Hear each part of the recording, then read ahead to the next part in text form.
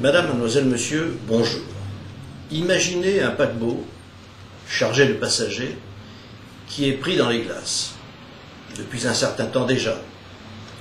Les passagers s'inquiètent, commencent à manquer de beaucoup de choses, et un jour, en désespoir de cause, le capitaine décide de s'adresser aux passagers et leur dit « Madame, monsieur, mesdames, messieurs, ne vous inquiétez pas, nous allons prendre les dispositions nécessaires pour vous sauver. » Quelques membres de l'équipage vont descendre sur la banquise, armés d'un petit marteau.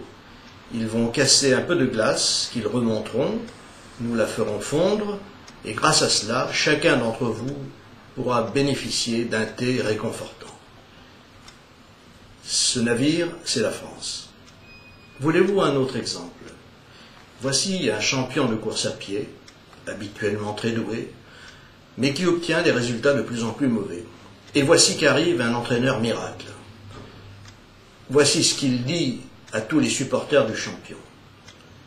Il n'est pas étonnant que ce grand champion perde régulièrement.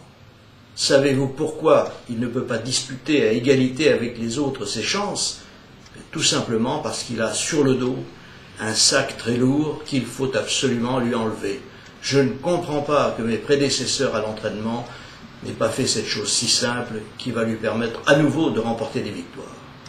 Et en effet, l'entraîneur miracle ôte du dos de ce champion son sac très lourd et lui met dans les mains. Alors voilà deux exemples qui vous expliquent pourquoi la politique actuellement menée ou annoncée, parce qu'elle n'est pas encore mise en œuvre, par messieurs Sarkozy et Fillon, n'a pas la moindre chance de réussir. Je le dis avec regret car les principes évoqués pendant sa campagne présidentielle par M. Sarkozy étaient très bons.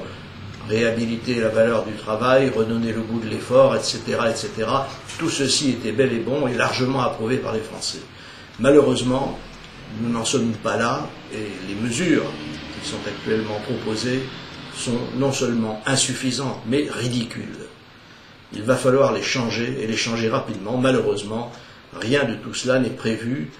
M. Sarkozy et M. Fillon sont arrivés après, paraît-il, 2 années de préparation très intense et particulièrement sérieuse, avec des projets pleins à leur musette. Or, finalement, ces projets se révèlent totalement inadaptés. Tenez, prenez l'exemple de la TVA sociale dont aujourd'hui chacun nous parle. C'est quoi la TVA sociale? Eh bien, tout simplement le fait d'enlever un certain nombre de cotisations sociales qui pèsent sur le travail et de les remplacer par une augmentation de la TVA. Alors évidemment, pour le salarié qui travaille, ça va être absolument extraordinaire. On va lui enlever, à lui ou à l'entreprise, mettons 1 point ou 2 points de cotisation, ou même 3 sur le travail, et on va augmenter à due concurrence, comme disent les énarques, la TVA sur l'ensemble des prestations, si bien que le salarié sera très avantagé par cette baisse de cotisation sociale, il redonnera évidemment sous forme de TVA à l'État.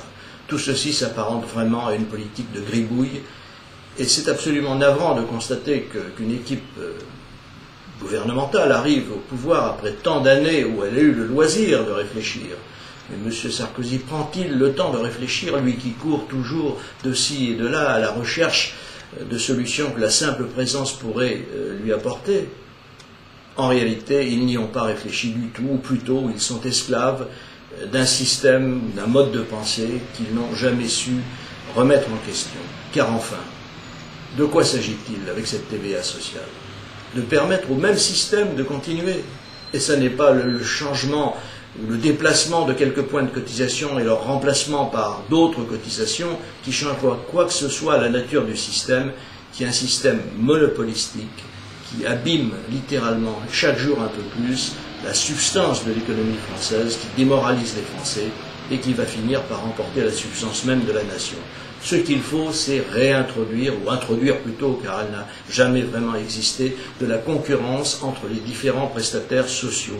Il faut que chacun ait à être le meilleur, il faut que ceux qui sont les assurés sociaux, c'est eux qui doivent décider, c'est-à-dire ils sont des consommateurs, ils puissent choisir entre les différents prestataires de services et choisir donc leur assureur qui, dans ces conditions concurrentielles, aura évidemment la nécessité de faire face toujours et au mieux possible aux exigences du client. Le client, voilà le maître mot, le client de la protection sociale. Tant qu'on n'arrivera pas à cette solution, qui pourtant est inscrite dans les lois de la République, il faut le savoir, les directives européennes qui imposent au gouvernement français comme aux autres gouvernements de l'Union européenne la concurrence en matière de prestations sociales et en matière d'assurance d'une manière plus générale sur le plan social, qui imposent donc cette concurrence, ces directives ont été transposées. Elles sont des lois nationales, mais elles sont des lois qui ne sont pas respectées.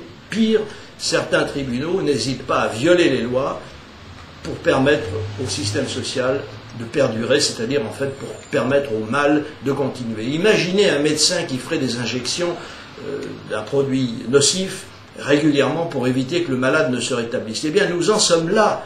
Le gouvernement qui n'a pris aucune mesure dans le sens inverse et tous les faux médecins qui sont penchés sur les malades prennent en permanence des décisions très mauvaises, voire absolument catastrophiques. Et le résultat de tout ça, c'est que le malade, au lieu de se redresser, s'affaisse chaque jour un peu plus. Alors il est grand temps de se réveiller. Il faut que chacun d'entre nous comprenne qu'il est de son devoir de protester. Et de protester dès maintenant, non pas pour faire un mauvais esprit, non pas pour faire des protestations systématiques, mais pour expliquer au gouvernement qu'il s'est trompé en croyant avoir la solution des problèmes de la France, qu'il lui faut d'urgence remettre en chantier son plan, et c'est seulement à ce moment-là que la France aura une chance et même une certitude d'être sauvée. Bon courage à tous, à bientôt, vive la France.